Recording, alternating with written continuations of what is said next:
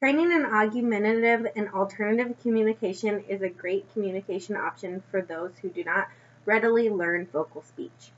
Sign language, as well as other forms of alternative communication, such as PECs or speech generating devices, show promise for teaching communication to non-vocal learners. With sign language training, individuals are taught to command or request items, engage in conversations, and emit verbal behavior under the control of various stimulus conditions. Sign language is a good choice for individuals who have a moderate to strong hand motor imitation skill repertoire. When teaching sign language, the teacher will model the sign for the student to imitate. Teaching signs may need to be broken down to approximations if the student is having difficulty modeling the whole sign. By breaking down the sign to approximations, you are going to reinforce approximations of the sign until the full sign is mastered. Sign language is a good choice as an alternative communication method because the student will always be able to have this communication method with them. Whereas with PECs, if the student forgets their book of pictures, they would have difficulty communicating. Or same with a speech generating device. If they forget the device or the battery runs out, there will be difficulty for communication to occur. However, with sign language, the individual will always be able to sign in order to make a request or communicate. A negative of signing is that not everyone will know what the individual is requesting if they do not know the signs.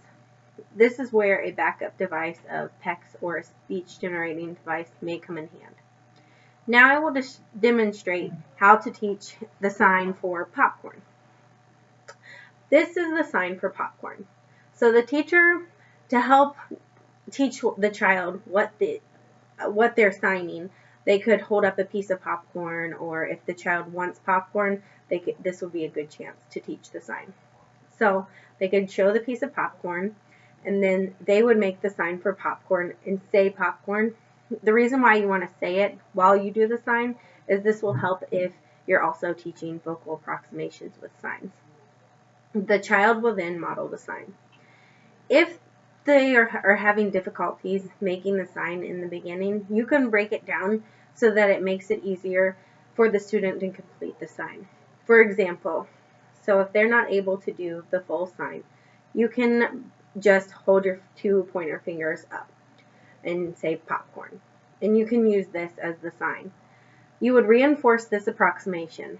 Then when the student has this mastered, you could teach them to bend both pointer fingers and reinforce this approximation.